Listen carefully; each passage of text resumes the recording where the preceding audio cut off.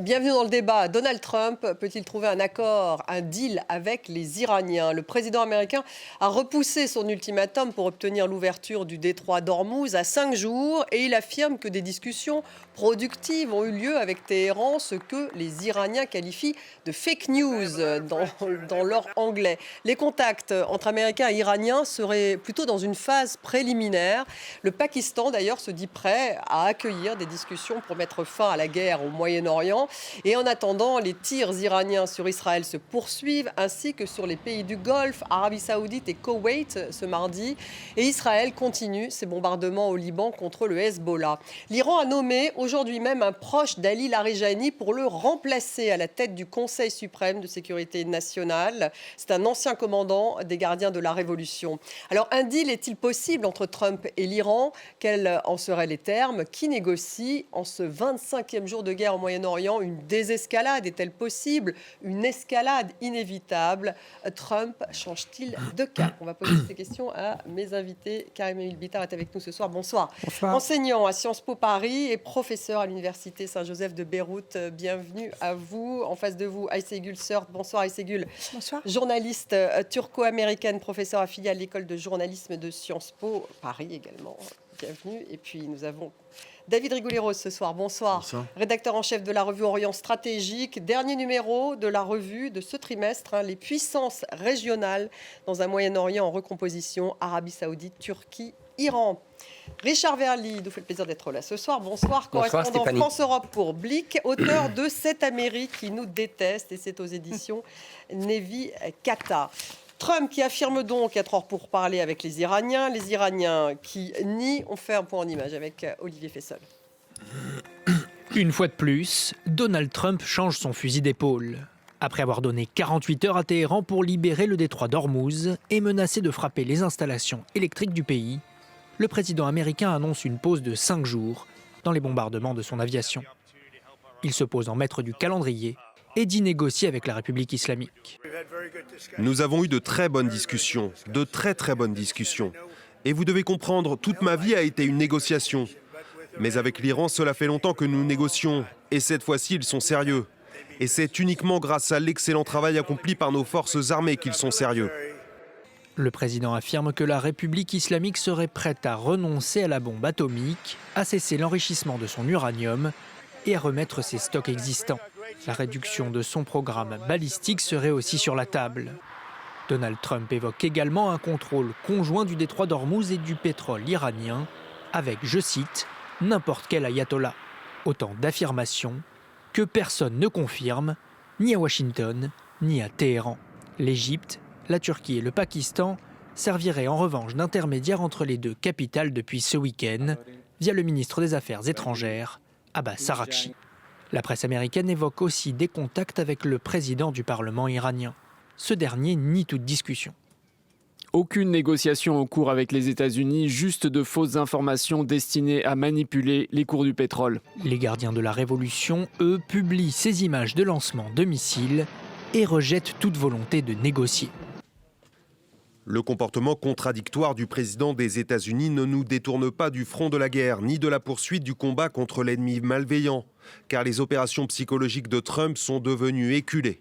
Négociation ou pas, ce mardi, des missiles et des drones iraniens ont visé Israël, le Koweït, l'Arabie Saoudite et les Émirats Arabes Unis. Et pour encore brouiller les pistes, les opérations américaines contre l'Iran se poursuivent sans relâche. Ça, c'est le dernier communiqué de la Maison-Blanche. Alors, Karim Bitar, y a-t-il eu des contacts, d'abord entre Américains et Iraniens ? Nous en sommes arrivés à cette situation paradoxale et ironique où nous ne savons plus qui croire. Un régime théocratique obscurantiste qui réprime la population depuis 47 ans, ou le supposé chef du monde libre Donald Trump qui est dans une partie de poker menteur, un bluff permanent qui change de version comme on change de chemise. Donc franchement, je ne sais pas si la parole de Trump vaut plus que celle de M. Ralibaf. il est possible qu'il ait ouvert des canaux parallèles de négociation avec certaines figures du régime. Cela l'arrangerait bien. Mais avoir balancé le nom de M. Ghalibaf, c'est le meilleur moyen déjà de le griller. D'autant plus que le Ghalibaf en question n'a rien... Président du Parlement. Président du Parlement n'a rien d'une personnalité particulièrement modérée. C'est quelqu'un qui s'était réjoui des carnages du 7 octobre. C'est quelqu'un qui s'était immiscé directement dans la politique libanaise.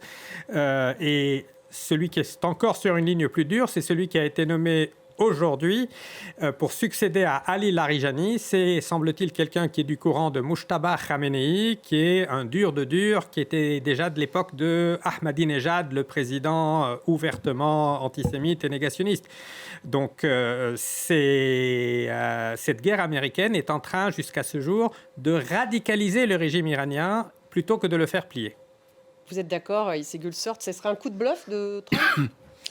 Selon quelques papiers qu'on voit dans les médias américains aujourd'hui, il y aurait eu en vérité un dialogue entre les Américains, Jared Kushner et Steve Witkoff, et les Iraniens, mais c'est encore très flou.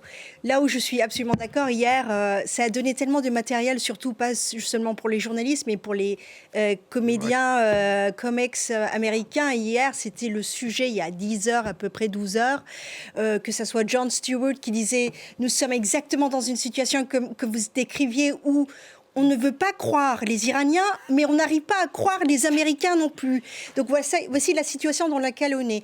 Là, ça montre aussi comment c'est devenu presque quelque chose d'abyssal, d'ironique, de presque de ce que normalement nous devrions vivre comme tragique, parce que nous sommes dans une guerre qui touche énormément de pays du Moyen-Orient. Alors justement, David Rigouleros, ce fameux, alors il y a ce remplaçant de Ali Larijani qui est encore plus dur que lui, dont le nom, pardonnez-moi, est imprononçable, mais donc c'est Mohammad Bagher Zolgadr. Voilà. Et il y a ce fameux président du Parlement iranien, donc Ghalibaf. Ouais. Donc Ghalibaf, lui, serait l'interlocuteur dans le cadre de discussions possibles avec Witkoff et Kushner. Donc vous diriez, vous, fake news comme les Iraniens, où effectivement il y a des discussions? Alors, il est vraisemblable qu'il y ait eu une prise de contact. Bon, après, il faut être très prudent. D'abord parce qu'on ne sait pas qui est demandeur. Ça peut être dans les deux sens.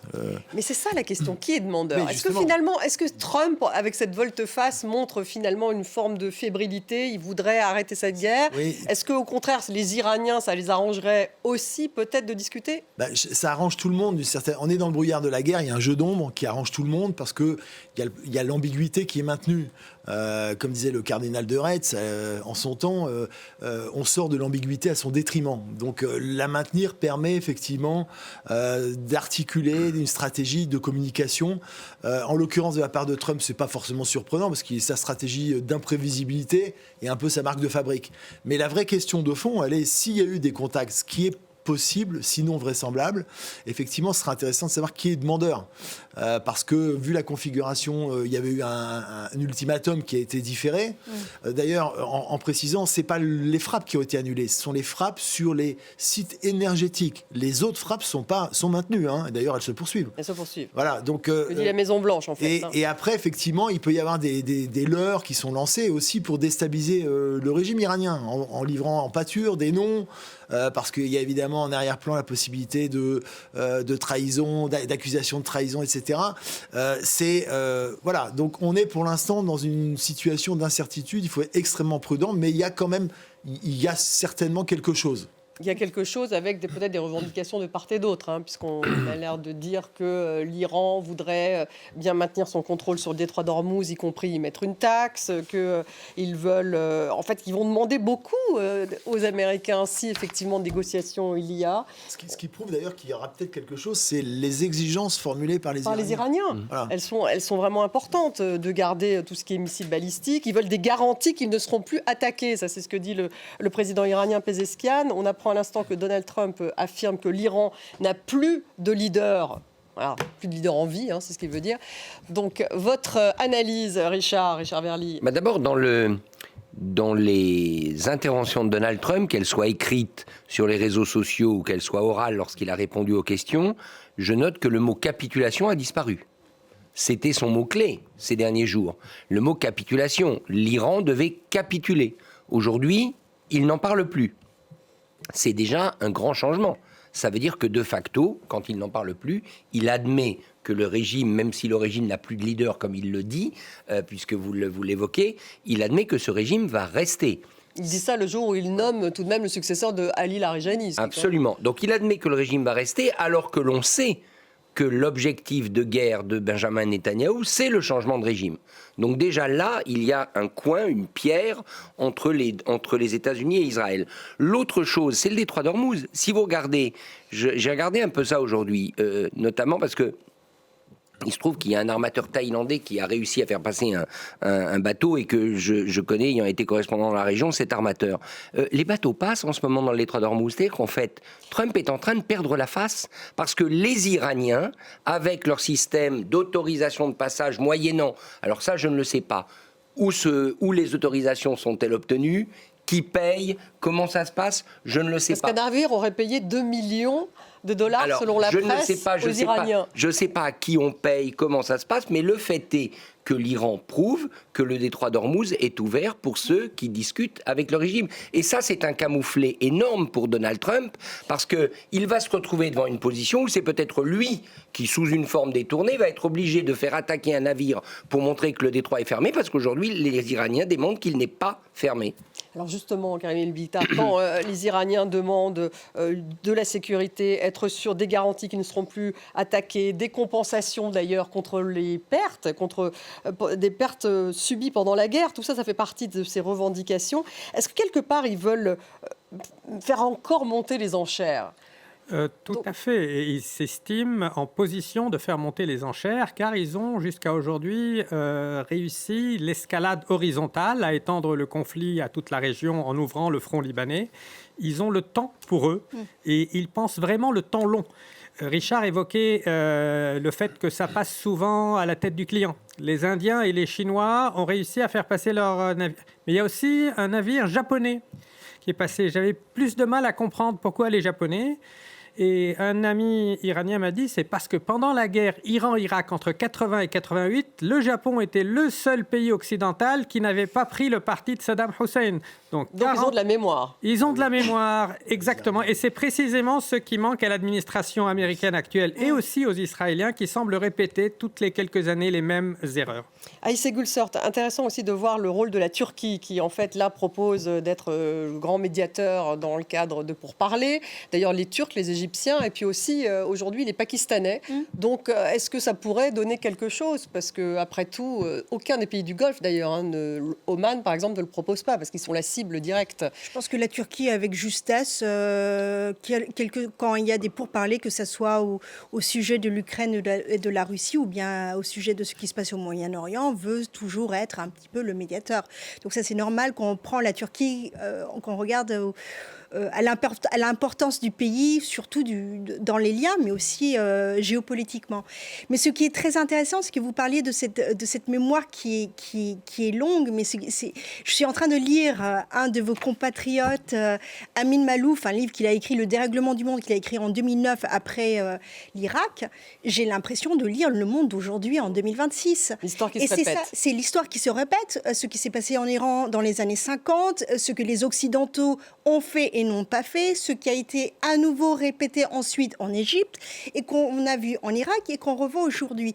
Moi, j'ai l'impression que ce serait bien que les Occidentaux aussi, on ait un petit peu la mémoire aussi ouverte et aussi longue que entre guillemets, les Orientaux. Une autre chose, je pense que la raison pour laquelle on est dans le brouillard, comme vous disiez très justement, c'est parce que les hommes qui sont partis à la guerre, qui ont commencé cette guerre, donc je ne pense pas à Netanyahou, parce que je pense qu'il a un roadmap qui est très bien défini, mais les Américains ne savent pas pourquoi ils sont en guerre. C'est l'une des raisons pour laquelle ils ne l'expliquent pas non plus à leur propre peuple. Ils ne le savent pas. Je n'arrête pas de lire des papiers. Disons que les objectifs ont changé plusieurs fois. Non, ils ne le savent pas. Je pense que Donald Trump essaye de voir dans quelle façon cela peut me profiter. Il n'arrive pas à s'en sortir. Rien n'est clair et donc ils essaient de trouver des excuses sur le chemin. Mais en réalité, je pense que c'est Netanyahou qui avait un plan pour Israël et que les Américains, ce que Netanyahou voulait faire depuis 40 ans, les Américains, en tout cas, le gouvernement américain actuel n'a pas été assez intelligent, ou bien, je dirais, a été assez stupide pour tomber dans le piège et de suivre les Israéliens dans cette conquête. Richard Verly, il a été piégé, Trump, par Netanyahou. En tout cas, il y a un papier dans le New York Times qui dit que le Mossad aurait dit aussi que la population iranienne allait se soulever en cas de bombardement en Iran et que ça aurait aussi incité Donald Trump à prendre cette décision. Ce qui est certain, moi j'étais en Israël avant les frappes, et les Israéliens que je rencontrais du côté gouvernemental ne se cachaient pas du fait que pour eux, c'était le moment où il fallait frapper l'Iran. Parce que Trump, il l'avait dans la main. Et d'ailleurs, quelqu'un me l'a dit comme ça. On l'a dans notre main et on n'aura pas d'autres présidents américains plus proche de nos intérêts. Alors, est-ce qu'ensuite il a été piégé ou non? Je ne le sais. Je ne le sais pas. Et deux, je pense qu'il y a une autre thèse possible, c'est qu'il a cru à cette théorie de la décapitation qui ferait tomber le régime. Parce que lui, regardez comment des Iraniens, regardez comment Trump gouverne. Tout remonte à lui. Donc il pense que tout le monde fonctionne comme ça. Et l'idée que le régime a des racines, l'idée que le régime a des structures, ça lui échappe complètement. Un mot sur le Pakistan. Il y avait le précédent vénézuélien. Voilà. Un mot sur le Pakistan qui, semble-t-il, a donné rendez-vous à Kouchner et Witkoff. Il y a J.D. Vance aussi. Voilà. Très intéressant le Pakistan, parce que derrière le Pakistan, ça amène la Chine dans le jeu. Le Pakistan est un acteur extrêmement proche des Chinois. Or, imaginez ce qui se passerait, ce qui n'est pas impossible, si les Chinois passaient officiellement un accord avec l'Iran pour que leurs navires puissent passer le détroit d'Ormuz. Vous imaginez l'affront pour Donald Trump, les navires chinois qui passeraient le détroit d'Ormuz devant la coalition militaire. Donc je crois que quelque chose de plus large se joue avec le Pakistan. Ce sera très intéressant si la rencontre a lieu, là encore. Ils disent à la fin de la semaine, mais ça c'est un peu selon les médias. D'ailleurs, Trump l'affirme encore aujourd'hui, on est en négociation avec l'Iran. Ça, c'est encore une information qui vient de nous parvenir à l'instant. David Rigoulet-Rose, et en même temps, on apprend donc via le Wall Street Journal, mais c'était aussi dans le New York Times, qu'un corps d'élite américain de la 82e division se prépare à partir en Iran. Là, on parle de 3000 soldats d'élite, manifestement. C'est un peu la fine fleur de l'armée américaine, avec ces 2500 soldats qui sont déjà dans la région du Moyen-Orient. Alors pourquoi faire? On parle beaucoup de cette île de Karg. Est-ce qu'il pourrait être envoyé dans l'île de Karg? Le moins qu'on puisse dire, c'est que d'abord, c'est pas une excursion, comme il l'a évoqué, ce qui se passe dans le Golfe, et puis qu'il n'y a pas forcément de retrait, puisqu'il avait dit qu'il engageait progressivement un retrait. C'est manifestement pas le cas. Vous évoquez la 82e, effectivement, elle est mobilisable en 18 heures, en fait. C'est une unité qui peut être mobilisée à l'échelle de la planète en 18 heures. Donc ces troupes d'élite, ce sont des paras qui peuvent faire une opération au coup de poing, mais c'est associé aussi avec l'envoi de 2 unités de Marines. Puisqu'il y a l'USS Tripoli qui est partie des Philippines avec la 31e unité de Marines.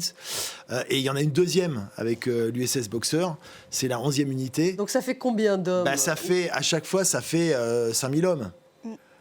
Donc si vous les multipliez par 3-4, on est quand même à ça commence. 5, 10, alors, 15, 20 000. Ce ne sont pas des effectifs colossaux, mais il y a déjà 50 000 hommes sur place, dans les bases, etc. Auxquels on ajoute plusieurs milliers. Alors la question, c'est pourquoi faire? Et là, on retrouve la problématique d'Ormuz, évidemment.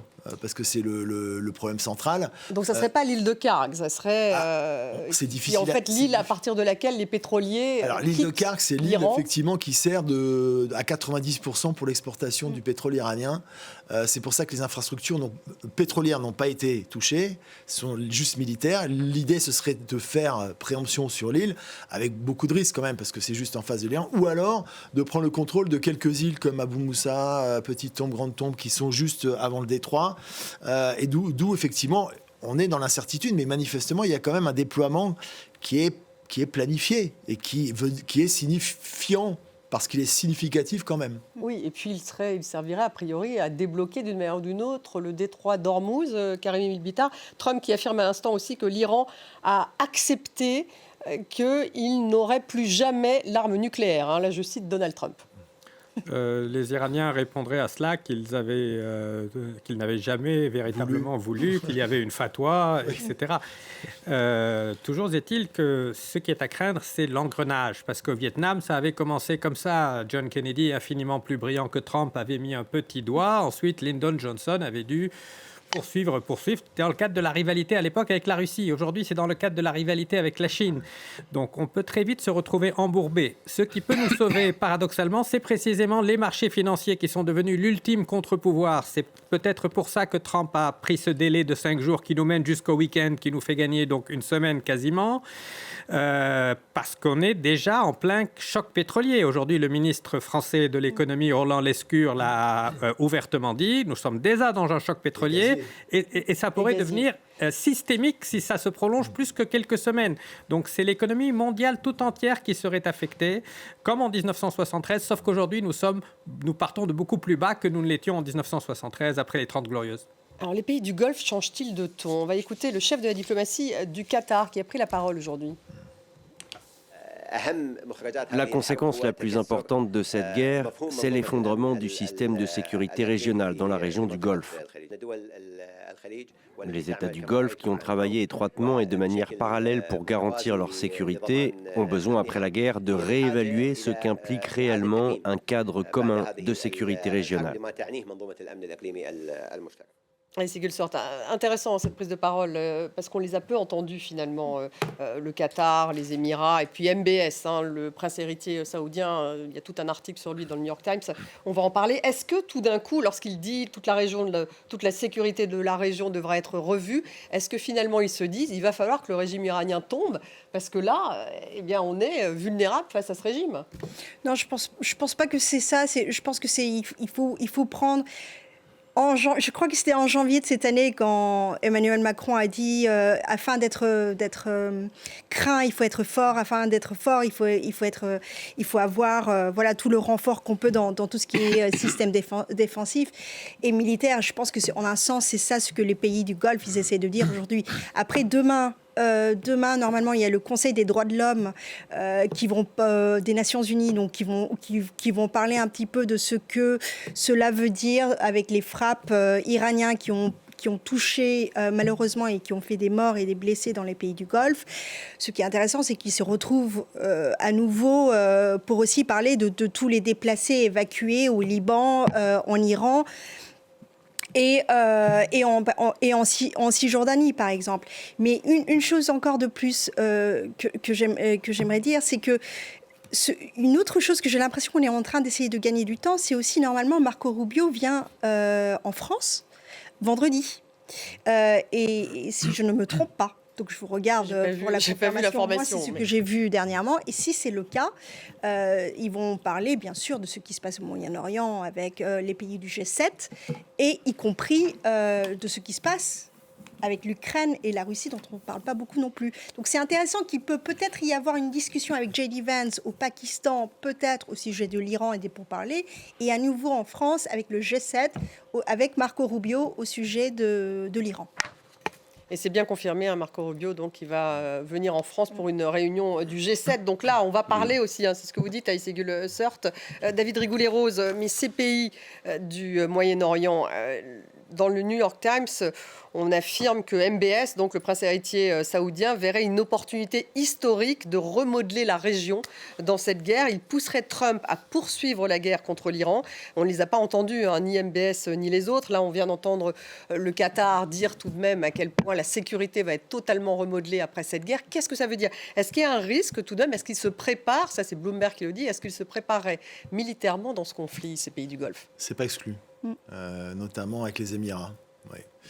Parce qu'il y a eu la perception d'une ligne rouge qui a été franchie en termes sécuritaires global, en fait. Alors, la position de ces pétromonarchies, elle était très ambivalente au début, parce qu'en réalité, on avait dit d'ailleurs qu'en janvier, c'est eux qui avaient réussi à différer une frappe éventuelle, au motif qu'ils étaient extrêmement inquiets de ne pas être en situation de pouvoir se défendre avec des systèmes antimissiles, etc. Ce qui était vrai. Parce qu'il y a une précipitation du président américain, et donc ça a été différé. Donc les États-Unis ont amené les systèmes THAAD, les systèmes Patriot, etc.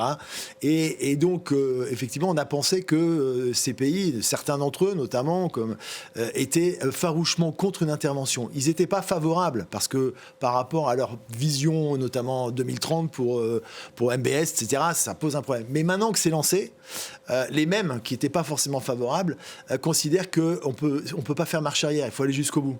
Parce que Alors, si ça on voudrait fait marche arrière, ça va renforcer l'Iran et que c'est un trop gros risque aujourd'hui. Donc, mais le risque d'enlisement, le risque de s'embourber dans cette guerre, c'était ça qui les freinait au départ. Ce qui les freinait, c'était surtout de recevoir ce qu'ils ont reçu, c'est-à-dire des missiles de manière très importante. Donc ils pensent que le système défensif est insuffisant, que maintenant il faut passer à une autre étape. Non, mais ils pensent surtout que s'il y avait un retrait, c'est-à-dire que si ça n'allait pas jusqu'au bout, et c'est là où paradoxalement ils rejoignent les Israéliens par rapport aux Américains, ça renforcerait le régime iranien et ça n'aurait servi à rien. Alors, ça se discute, mais en tout cas, c'est vraisemblablement la position qu'ils ont aujourd'hui pour remodeler effectivement un système de sécurité régionale avec un Iran dont le régime serait totalement modifié, pas forcément renversé, mais totalement modifié. Donc, ils veulent aussi un régime change aujourd'hui, les pays du Golfe. En tout cas, un Iran qui soit plus susceptible d'être une menace régionale comme ça l'a été. Donc ça risque de durer encore très longtemps. Karim El Bitar, votre réaction, parce que c'est vrai qu'ils freinaient les pays du Golfe. Ils ont même demandé à Trump, me semble-t-il, enfin ils n'ont pas été prévenus de l'intervention, mais ils ont toujours freiné une intervention américaine en Iran. Il y a très clairement un changement de tonalité. On a vu le Qatari, mais le Saoudien, le ministre saoudien des Affaires étrangères, Faisal Ben Farhan, a été plusieurs crans au-dessus il y a quelques jours. Et les Émirats sont encore un cran au-dessus des Saoudiens. Donc, ils étaient réticents à cette guerre parce qu'ils craignaient justement pour la sécurité et le développement. Mais maintenant qu'ils ont déjà subi ce choc de confiance, ils sont véritablement frustrés. Trump dit parfois des choses très justes. Il avait dit un jour, sans nous, ces régimes s'écrouleraient tous en 2 semaines. Ce n'est pas faux, ce sont un peu des États clients. Et pour rester dans les bonnes grâces des États-Unis, ils ont dépensé des milliards pour renforcer cette alliance avec les États-Unis. Et ils se trouvent aujourd'hui bombardés de missiles sans que les États-Unis ne se précipitent immédiatement à leur chevet. Donc ils peuvent être tentés aujourd'hui, maintenant que la guerre est enclenchée, ils ne peuvent pas s'émanciper de leurs parrains américains. Et ils pourraient être tentés, je rejoins David, ce n'est pas du tout exclu qu'ils se laissent eux aussi embarquer. Mais ils ont quel type de moyens, David Rigoulet-Rose ? Il y a une armée saoudienne qui est... Les Saoudiens et les Émiratis sont... Ils ont fait des achats massifs d'armement américain, bien sûr, mais Richard pourra le dire, hein.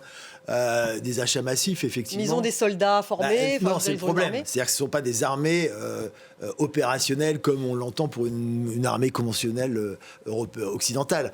C'est un peu moins le cas, c'est un peu plus le cas pour les Émiratis qui ont une expérience du combat à la fois au Yémen, mais on l'oublie en Afghanistan, où des aviateurs émiratis avaient servi justement contre les talibans. Donc ils ont une vraie expérience de combat. D'ailleurs, James Mattis, qui était l'ancien secrétaire à la défense américaine, puisque ça s'appelle de la guerre maintenant, de Donald Trump, justement, avait évoqué une petite Sparte pour montrer qu'il y avait des compétences militaires qui étaient réelles, même si elles ne sont pas surdimensionnées. Mais de toute façon, ça s'inscrirait dans la guerre américaine gérée par les Américains. Et James Mattis n'a pas dit aussi d'ailleurs que, attention, parce que Sparte, ça peut mal se terminer à force de vouloir conquérir le monde. Ça fait beaucoup de Sparte dans la région. Israël qui veut être Sparte, les Émirats qui veulent être Sparte.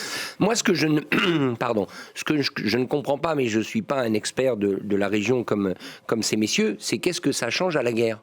L'entrée en guerre de l'Arabie Saoudite. Parce que sauf à vouloir l'Arabie Saoudite, les Émirats, le Qatar, sauf vouloir complètement détruire l'Iran, faire des campagnes de destruction massive. Et à ce moment-là, effectivement, il faut plus d'avions, plus de bombes, plus de munitions. Il faut des opérations terrestres dans ces cas-là. Et éventuellement une opération terrestre. Donc si c'est ça l'objectif, là, il serait cohérent d'avoir une coalition moyenne-orientale contre l'Iran. Mais si on en reste à des frappes ciblées comme aujourd'hui, qu'est-ce que ça apporte d'avoir les Saoudiens et les Émiratis ? Pardonnez-moi, en plus, ils ont beau avoir été opérationnels en Afghanistan, vous multipliez les risques de bavure quand même. Ah oui, parce qu'au Soudan, ils ont Exactement. fait des dégâts. Et donc, vous imaginez si de nouvelles écoles sont, je prends cet exemple parce que ça a été le cas, ça a été évoqué tout à l'heure, le Conseil des droits de l'homme va en reparler, vous imaginez de nouvelles écoles frappées en Iran par des pilotes saoudiens. Donc je ne vois pas tellement ce que ça apporte l'entrée en guerre, parce que s'ils veulent les munitions qui ont été vendues aux Saoudiens, les États-Unis peuvent les récupérer. C'est vrai, qu'est-ce que ça apporte cette coalition ? C'est un marqueur politique. Donc, c'est pour solder en fait ce qui avait été tenté, à savoir une normalisation avec Téhéran, notamment avec les Saoudiens en mars 2022. 2023 de mémoire, qui était une forme de normalisation avec l'idée de la part des pétromonarchies, surtout de l'Arabie Saoudite, de préserver, de ne pas hypothéquer Vision 2030. Et c'était parrainé par les Chinois. Par les Chinois. Oui, Ouais. oui, ces fameuses Absolument. négociations. Après Justement. une guerre au Yémen qui a quand même duré un certain temps. Oui, mais justement, mais là, ils prennent acte du fait que, de toute façon, il y a la guerre. Donc, ce qui devait être préservé ne l'est plus.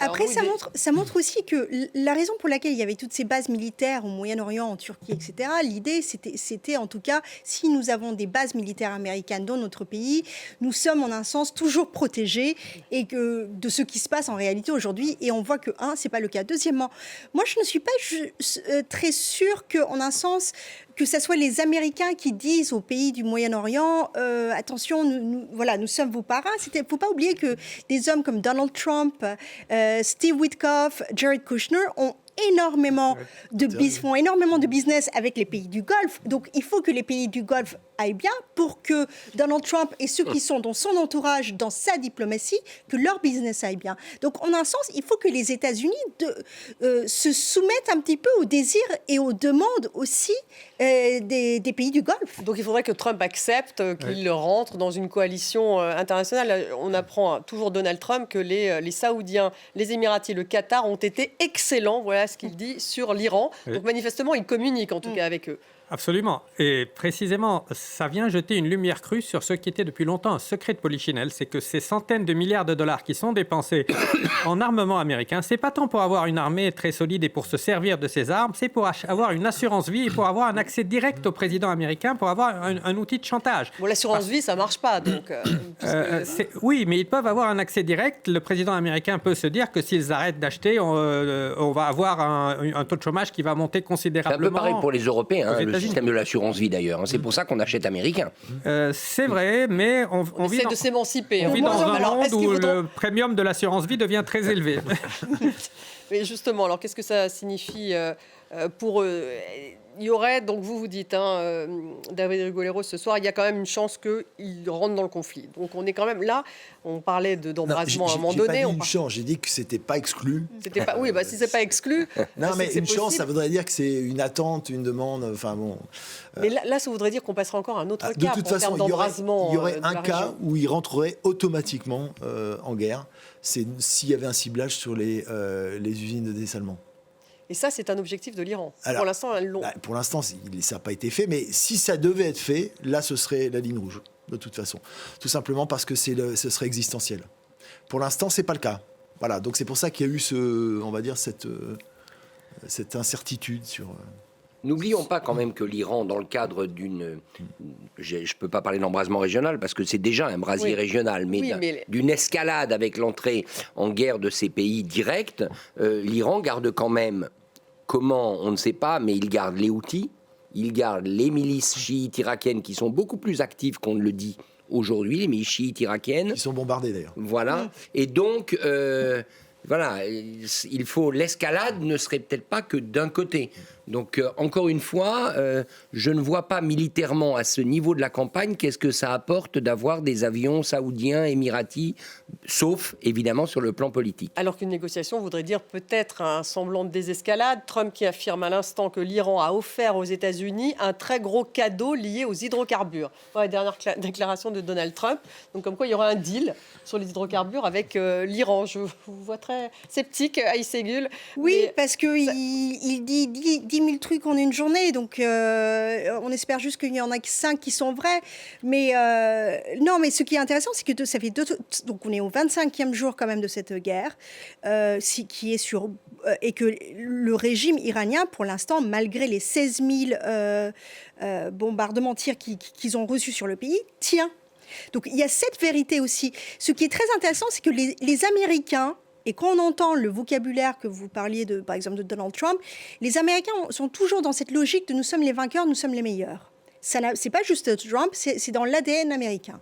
Donc quand ils sont sortis du jour au lendemain de l'Afghanistan après 20 ans, Joe Biden, qui était président à l'époque, a aussi dit que l'opération était faite d'une façon vraiment exemplaire, ce qui n'était absolument pas le cas. Oui, mais ce que je veux dire, mais je pense que les Iraniens ne vont pas lâcher le morceau non plus. C'est-à-dire que pour les Iraniens, ils vont aller jusqu'au bout, parce donc, que pour eux, c'est une question de vie ou de mort. Il faut monter les enchères. Oui, ce qui est inquiétant, c'est quand ils perçoivent la menace comme existentielle, quand bien même elle serait purement stratégique, tous les acteurs peuvent surréagir. Et ces surréactions peuvent nous entraîner dans une guerre régionale. Nous sommes véritablement à un point où le régime iranien est tellement inquiet pour sa survie qu'il est prêt à entraîner tout le monde avec lui dans sa chute. S'il devait tomber, il ne tomberait pas seul. C'est pour cela que Est-ce qu'il a intérêt à ce que ça dure tant que cela Ils ont intérêt à ce que ça dure parce que leur opinion publique est beaucoup plus endurcie. Ils ont l'habitude des guerres longues, alors que l'opinion publique américaine commencerait très vite à se refroidir dès qu'il y aura des premiers cadavres qui seront rapatriés. Il y en a déjà eu quelques dizaines. Donc on parle des hydrocarbures là à l'instant avec Donald Trump. Et l'autre gros sujet, David Rigolero, c'est le nucléaire. Donc il y a le détroit d'Ormuz, les Iraniens veulent le contrôler. Ah oui, Donald Trump a dit aussi qu'il y aurait un accord pour un contrôle partagé du détroit d'Ormuz entre Américains et Iraniens. Ça, c'est une autre de ses déclarations aujourd'hui. C'est la pensée magique. C'est la pensée magique. Donc pour l'instant, les Iraniens, eux, veulent taxer chaque navire qui passe. Pour l'instant, 2 millions de dollars. C'est plutôt les Iraniens qui ont la main sur le détroit d'Ormuz, puisqu'ils ont une capacité d'obstruction. Il n'est pas totalement fermé, comme le disait Richard tout à l'heure, parce qu'effectivement, il y a des bateaux qui passent. Mais objectivement, c'est eux qui ont la main. C'est pas Donald Trump sur Ormuz. C'est peut-être pour ça qu'il envoie les Marines, d'ailleurs. Et sur le nucléaire, alors, parce que ça, c'est la... Donc, quand il dit qu'ils vont renoncer, voilà, Donald Trump, la dernière chose, là... Vraisemblablement, sur le nucléaire, c'est quand même un point intéressant, parce qu'on a tendance à penser que les Américains n'ont pas de but de guerre. Je ne pense pas ça. Je pense que sur le nucléaire, il y a un vrai problème de fond. Qui n'est pas une fiction argumentaire. C'est la question des 440 kilos enrichis à 60%. Voilà. Et là, ça faisait partie des négociations avant le déclenchement de la guerre. On a tendance à dire que Trump, finalement, serait prêt à se retirer s'il y avait un deal qui était, etc. En réalité, la question de fond, c'est ça. Et donc, tant que cette question ne sera pas réglée, je doute qu'il y ait des marches arrière là-dessus.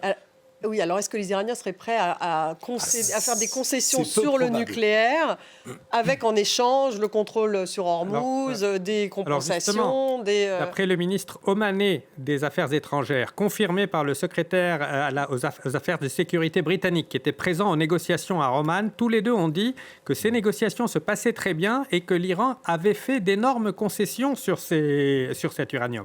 Et Trump a malgré cela décidé d'entrer en guerre. Probablement, Kouchner et Witkoff n'étaient pas réceptifs. Là, le fait que ce soit J.D. Vance... avant la guerre. Ce fait que ce soit J.D. Vance qui négocie, il n'est pas exactement sur la même ligne que Kouchner et Witkoff, qui sont très, très liés à Netanyahou. J.D. Vance, il y a 6 mois, hurlait lorsqu'on lui disait qu'on pourrait envisager une nouvelle guerre au Moyen-Orient. Trump aussi, d'ailleurs. Mais Trump est impulsif, J.D. Vance est un peu plus idéologue et pourrait donc vouloir se poser en celui qui a permis une sortie de crise, ce qui le propulserait comme éventuel successeur de Donald Trump.